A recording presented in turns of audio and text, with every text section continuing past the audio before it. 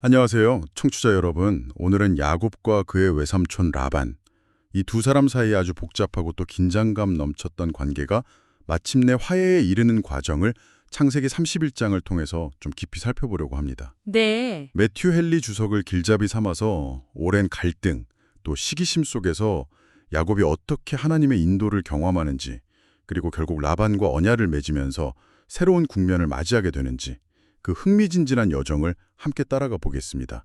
여러분의 시간을 통해서 값진 통찰을 얻어가시길 바랍니다. 네. 이 이야기의 시작점은 바로 라반과 그의 아들들이 야곱을 바라보는 그 불편한 시선입니다. 야곱의 재산이 눈에 띄게 불어나니까 그들의 마음속에 시기심이 딱 싹트기 시작했죠. 그렇죠. 이 갈등이 어떻게 깊어지고 또 하나님께서는 이 긴박한 상황 속에서 어떻게 당신의 뜻을 이루어 가시는지 이걸 좀 주목해서 보시면 좋겠습니다. 야곱의 여정은 단순히 개인의 이야기가 아니라 더 큰 하나님의 계획의 일부니까요. 맞습니다. 갈등의 불씨는 라반 아들들의 노골적인 불평에서 확 땡겨지는데요. 창세기 31장 1절을 보면 그들은 야곱이 우리 아버지의 소유를 다 빼앗고 우리 아버지의 소유로 말미암아 이 모든 재물을 모았다고 서로 수군거립니다. 주석은 이 말이 사실을 아주 심하게 왜곡하고 야곱의 성실함과 노력을 폄하하려는 그런 악의적인 비방이라고 지적을 해요. 그들이 이 모든 영광, 재물이라고 부르는 것이 사실은 양과 염소 떼, 그리고 약간의 낙타와 나귀 정도였는데 말이죠. 그렇죠. 여기서 세상 재물에 지나치게 큰 가치를 둘 때 탐욕과 질투가 어떻게 생겨나는지 그 뿌리를 좀 엿볼 수 있는 것 같아요. 주석은 하늘이 축복하는 자를 지옥은 저주한다는 아주 날카로운 표현을 쓰는데 야곱의 상황을 딱 보여주는 것 같습니다. 라반의 태도 변화도 아주 중요한 지점입니다. 창세기 31장 2절하고 5절에서 야곱은 라반의 안색, 그러니까 얼굴 표정이 예전 같지 않다는 것을 분명히 감지합니다. 네, 숨길 수 없는 질투심이 드러난 거죠. 주석은 잠언 23장 6절에 악한 눈이라는 표현을 빌려와서 이 상황을 설명하는데요. 라반의 그 싸늘하고 불만 가득한 표정 하나가 결국 가정의 평화를 깨뜨렸고 더 나아가 라반 스스로에게 가장 큰 축복이었던 그 성실한 사위 야곱을 잃게 만드는 결정적인 원인이 되었다고 분석합니다. 결국 그 질투심 때문에 라반은 자신의 복을 스스로 거둬찬 셈이군요. 그렇죠. 관계에서 정말 사소해 보이는 감정 표현 하나하나가 얼마나 중요한지 다시 생각해 보게 됩니다. 그렇네요. 그리고 이 모든 인간적인 갈등 속에서 결정적인 전환점은 하나님께서 직접 야곱에게 나타나셔서 떠나라고 명령하시는 장면입니다. 창세기 31장 3절에서 내 조상의 땅, 내 족속에게로 돌아가라. 내가 너와 함께 있으리라 라고 약속하시면서요. 네. 여기서 주목할 점은 야곱이 하나님의 이 명확한 지시가 있기 전까지는 라반의 부당한 대우나 어려움 속에서도 묵묵히 자기 자리를 지켰다는 거예요. 하나님의 인도하심 따라 하란에 왔으니 다시 하나님의 명령 없이는 떠나지 않으려고 했던 거죠. 맞아요. 이후에 야곱은 아내 레아와 라헬을 불러내서 자신이 꾼 꿈 이야기를 들려줍니다. 자신의 재산 증식이 이게 결코 우연이나 인간적인 꾀의 결과가 아니라 라반의 부당함을 지켜보신 하나님께서 약속대로 베풀어 주신 보상이다. 이걸 설명하는 거죠. 네, 바로 그 꿈 이야기 속에서 등장하는 나는 베델의 하나님이라는 창세기 31장 13절의 선언이 이 모든 상황의 핵심 열쇠입니다. 야곱이 하란에서 이룬 그 물질적 번성은 단순히 운이 좋아서 얻은 성공이 아니라 오래전 야곱이 홀로 도망치던 시절 베델에서 하나님께서 그에게 주셨던 약속, 그 약속의 신실한 성취라는 의미를 담고 있는 겁니다. 베델의 약속이요? 네. 하나님께서는 야곱에게 네가 지금 누리는 이 성공과 안정이 최종 목적지가 아니라 이제 약속의 땅 가나안으로 돌아가서 나와의 관계를 온전히 회복하고 네가 서원했던 것을 이행할 때다라고 말씀하시는 거죠. 지금 일어나 이곳을 떠나서 내 출생지로 돌아가라는 명령은 단순한 이조 명령이 아니라 영적인 본향으로의 귀환을 촉구하는 그런 부르심입니다.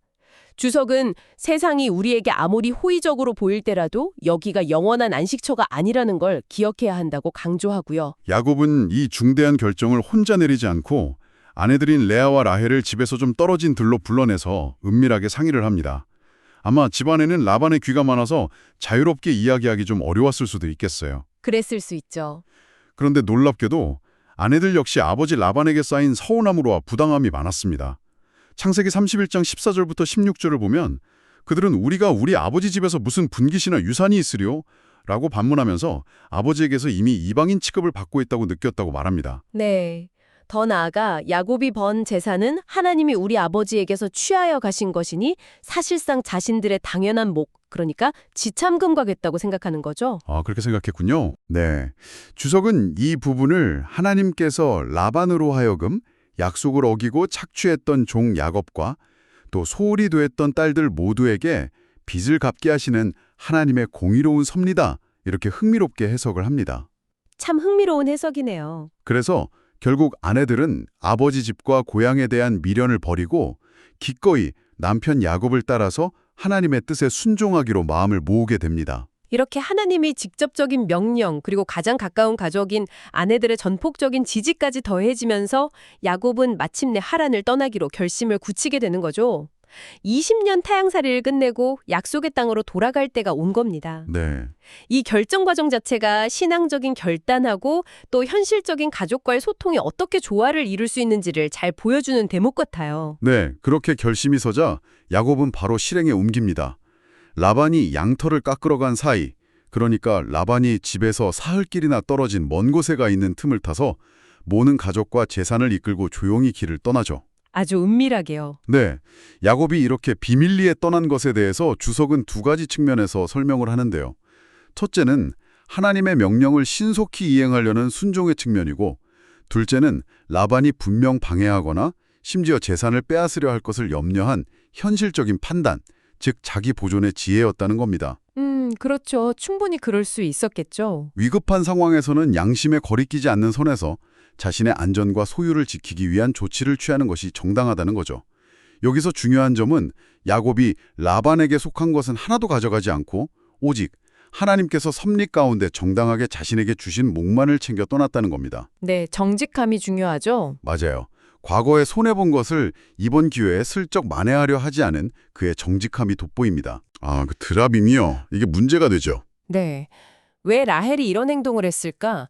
주석은 여러 가능성을 제시하면서 좀 신중하게 접근합니다. 단순한 탐욕, 즉 그 드라빔이 값비싼 물건이었기 때문일 수도 있고 여전히 남아있던 미신적인 믿음 때문에 그것이 자신들에게 행운을 가져다 줄 것이라 생각했을 수도 있고요. 하지만 주석은 좀 더 긍정적인 해석의 가능성도 열어둡니다. 어쩌면 라헬은 아버지 라반에게 이렇게 쉽게 도둑맞을 수 있는 무력한 존재가 어떻게 신이 될 수 있겠냐는 것을 깨닫게 해주려는 의도였을지도 모른다고 추측하는 거죠. 아, 그런 의도일 수도 있겠네요. 네, 또는 라반이 이 드라빔을 이용해서 점을 쳐서 야곱 일행의 도주 경로를 알아낼까 봐 염려해서 아예 없애버리려고 가져왔을 수도 있다는 해석도 있고요. 라헬의 속마음은 정확히 알 수 없지만 이 행동이 나중에 큰 파장을 일으키게 됩니다. 야곱이 떠난 지 사흘 만에 소식을 전해들은 라반은 경노합니다. 그는 즉시 자기 형제들, 그러니까 친족들을 거느리고 야곱이 뒤를 맹렬하게 추격하기 시작하죠. 네, 아주 무섭게 추격합니다. 마치 과거에 이스라엘 백성을 놓아주고 후회하며 뒤쫓았던 이집트의 바로 왕처럼 집요하게 말이죠. 꼬박 7일 동안 밤낮을 가리지 않고 추격한 끝에 마침내 길르앗 산지에 진을 치고 있던 야곱 일행을 따라잡습니다. 7일 동안이나요? 네, 주석은 이 모습을 보면서 악한 사람들이 악한 목적을 이루기 위해서 선한 사람들이 선한 목적을 위해 애쓰는 것보다 훨씬 더 큰 열심과 에너지를 쏟아붓는 경향이 있음을 꼬집기도 합니다.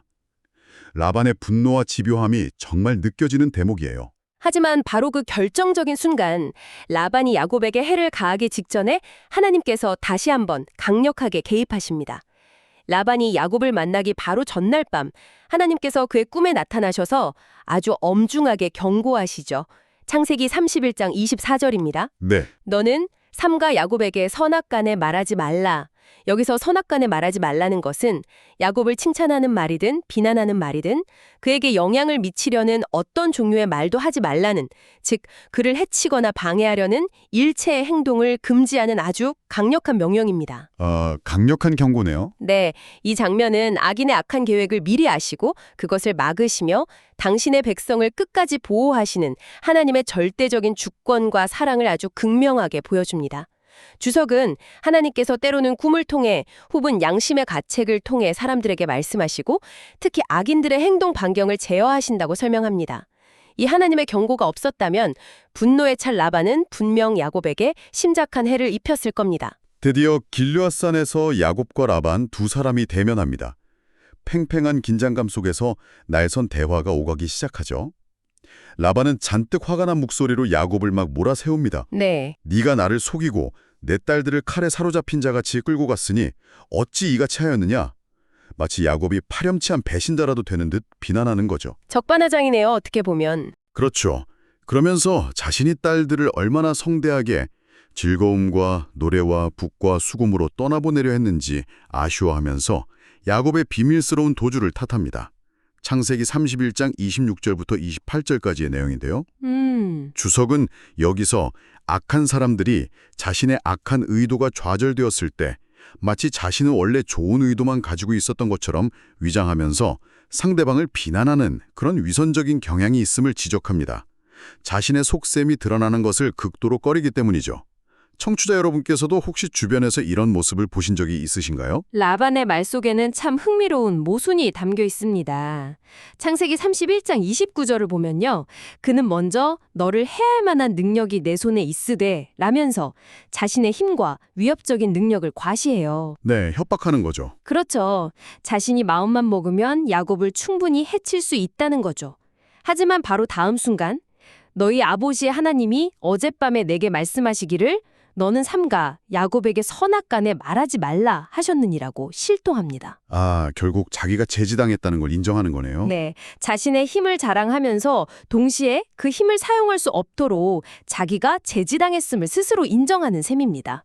주석은 이 부분을 통해서 하나님께서 때때로 악인들조차 당신의 권능 앞에서는 꼼짝 못하게 하시며 그들의 입으로 당신의 능력을 시인하게 만드신다는 점을 강조합니다. 그렇군요. 마치 보이지 않는 쇠사슬로 악한 도구들을 묶어두시는 것과 같다고 설명하죠.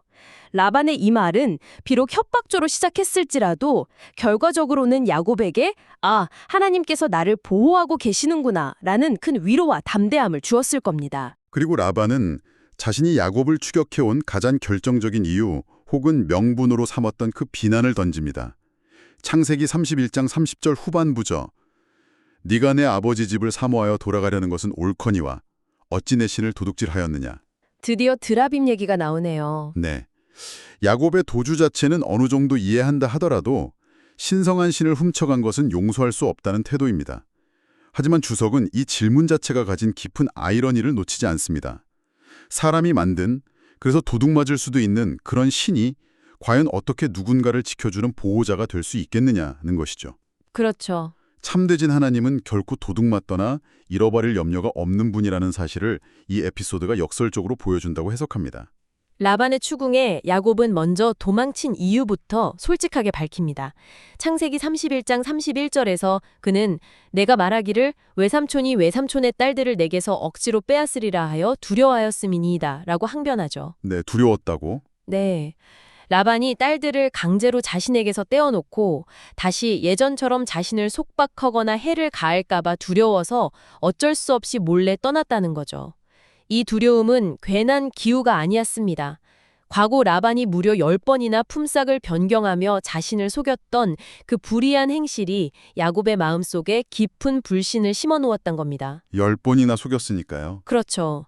주석은 작은 일에 불성실하고 속이는 사람은 결국 큰 일에서도 신뢰를 얻기 어렵다는 점을 상기시킵니다. 그리고 드라빔 절도 혐의에 대해서 야곱은 자신은 전혀 아는 바가 없기에 더욱 격하게 반응합니다. 그는 자신의 결백을 강하게 주장하면서 심지어 저주에 가까운 말까지 내뱉습니다. 네, 이때 좀 격하죠. 네. 창세기 31장 32절에서 외삼촌의 신을 누구에게서 찾든지 그는 살지 못할 것이요. 우리 형제들 앞에서 무엇이든지 외삼촌의 것이 발견되거든 외삼촌에게로 가져가소서라고 말합니다. 어휴, 무서운 맹세네요. 그렇죠. 야곱은 라헬이 드라빔을 훔쳤으리라고는 꿈에도 생각지 못했기 때문에 이렇게 자신만만하게 말할 수 있었을 겁니다. 하지만 주석은 이 맹세가 너무 성급하고 경솔했다고 지적합니다. 네. 훗날 라헬이 베냐민을 낳다가 길에서 갑자기 죽게 되었을 때 야곱은 자신이 무심코 내뱉었던 이 저주의 말을 떠올리면서 얼마나 큰 고통과 죄책감을 느꼈을까요? 주석은 함부로 다른 사람을 저주하거나 단정적인 맹세를 하지 말 것을 교훈합니다. 그 결과가 우리가 예상하는 것보다 훨씬 더 무겁게 돌아올 수 있기 때문이죠. 라반은 야곱의 허락을 받자마자 야곱의 장막, 레아의 장막, 두 여종의 장막까지 아주 샅샅이 뒤지기 시작합니다. 네, 집요하게 찾죠. 하지만 아무것도 찾지 못하고 마지막으로 라헬의 장막으로 들어가는데요.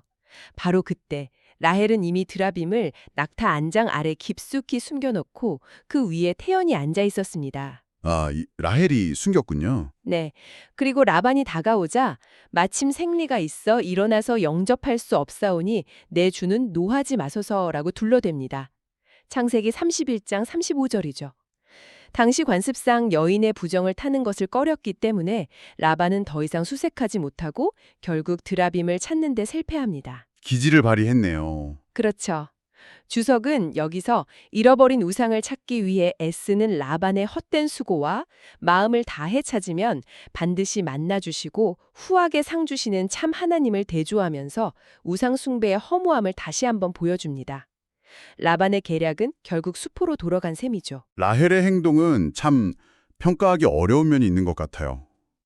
결과적으로는 위기를 모명하게 했고 어쩌면 주석의 추측처럼 라반에게 교훈을 주려는 의도였을 수도 있지만 분명한 것은 거짓말과 속임수를 사용했다는 점이죠. 네, 맞습니다. 성경은 인물들의 장점뿐 아니라 이런 단점이나 실수까지도 가감없이 보여주는데 이를 통해 우리는 인간의 연약함과 그럼에도 불구하고 일하시는 하나님의 은혜를 함께 보게 되는 것 같습니다. 드라빔 수색이 아무런 소득 없이 끝나자 이번에는 상황이 역전됩니다. 그동안 억눌려왔던 야곱의 분노와 서름이 마침내 폭발하는 거죠. 네, 드디어 야곱이 터뜨리죠. 네, 창세기 31장 36절과 37절을 보면 야곱은 라반에게 정면으로 맞서 따져 묻습니다. 내 허물이 무엇이니까? 무슨 죄가 있기에 외삼촌께서 나를 불같이 추격하나이까? 외삼촌께서 내 물건을 다 뒤져보셨으니 외삼촌의 집안 물건 중에서 무엇을 찾아내었나이까? 라며 자신의 결백과 라반의 부당한 추격을 강하게 질타합니다. 그럴 만도 하죠. 그렇죠. 주석은 야곱의 이 분노가 인간적으로 충분히 이해는 가지만 그렇다고 해서 본받을 만한 이상적인 모습은 아니라고 평가합니다. 하지만 이어서 터져나오는 야곱의 자기 변호에는 깊이 주목해야 한다고 말합니다. 왜냐하면 이것은 지난 20년간 라반 밑에서 행한 자신의 성실한 봉사와 충성됨에 대한 강력하고도 감동적인 증언이기 때문입니다. 맞습니다. 야곱은 자신이 얼마나 충실하고 헌신적인 목자였는지를 아주 구체적인 사례들을 들어가면서 설명하는데요.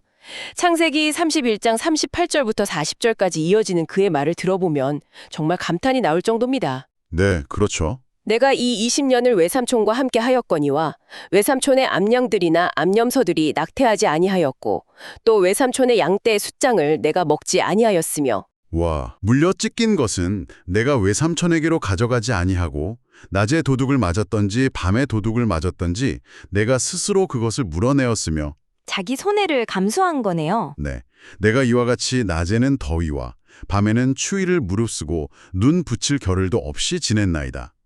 그는 주인의 재산을 자기 것처럼 아꼈고 당시 목자들에게는 면책될 수 있었던 불가항력적인 손실까지도 자신이 책임졌으며 어떤 환경적인 어려움 속에서도 맡은 바 책임을 다했다는 겁니다. 정말 대단한 성실함이네요. 주석은 이를 모든 시대의 신실한 종, 나아가 하나님의 일을 맡은 모든 사역자가 본받아야 할 모범으로 제시합니다.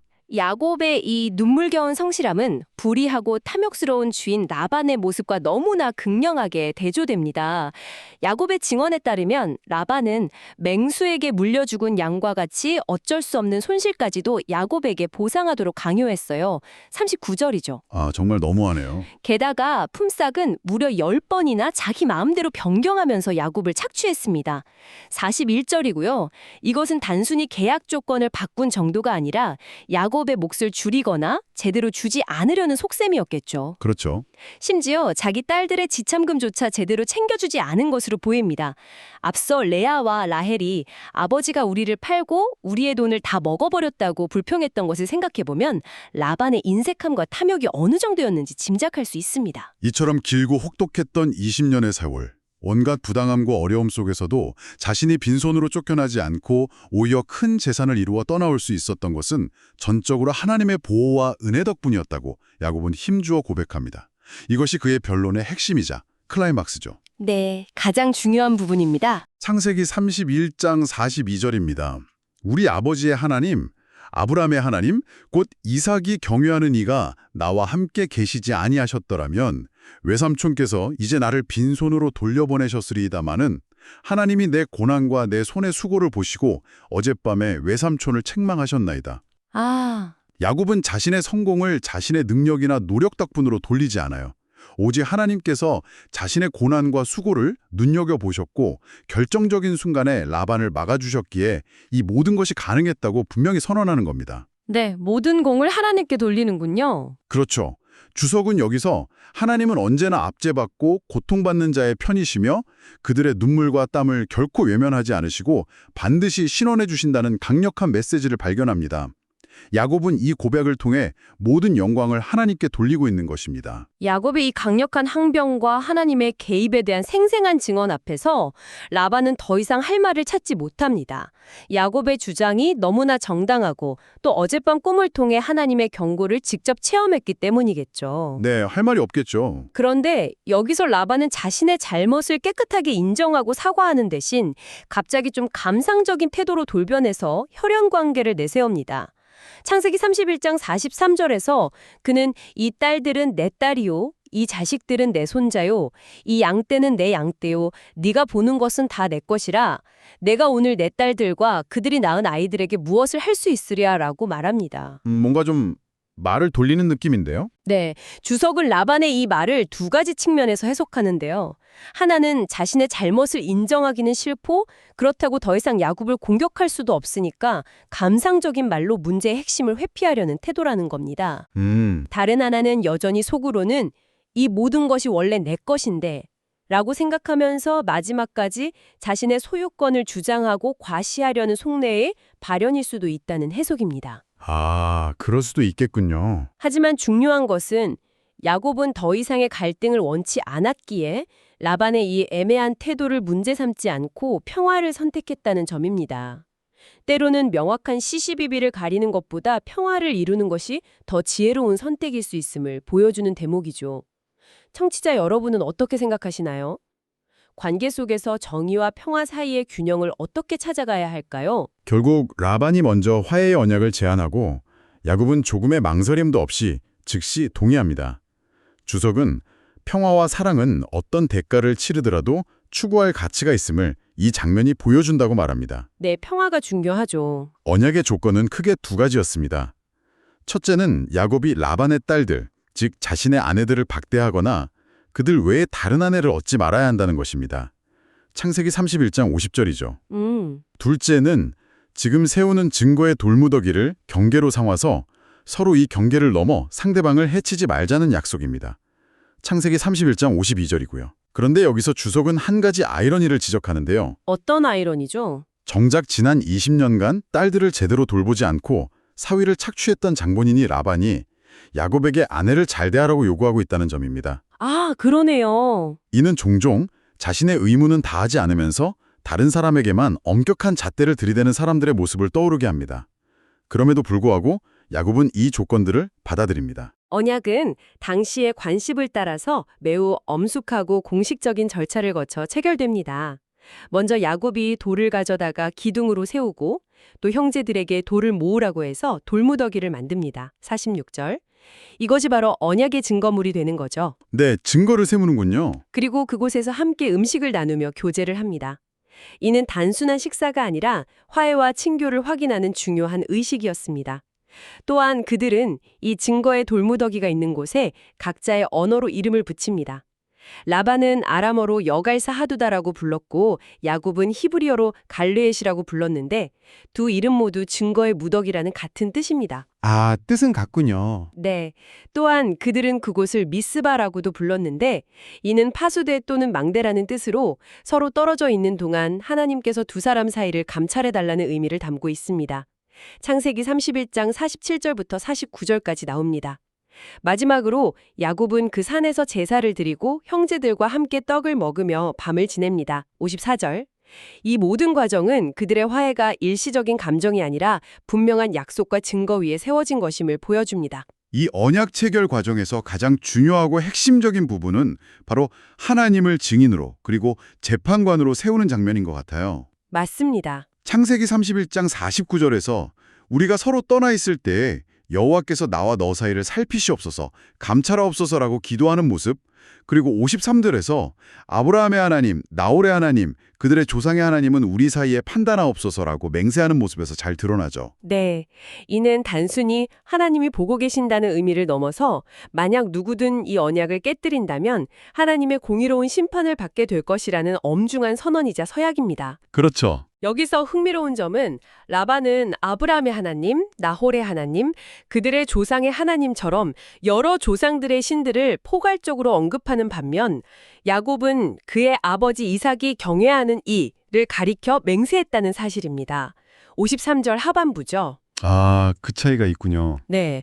주석은 비록 라반의 신앙 이해가 혼합적이고 불분명했을지라도 공정의 신앙 혹은 신에 대한 경외심이 화해의 중요한 기반이 될 수 있음을 보여준다고 말합니다.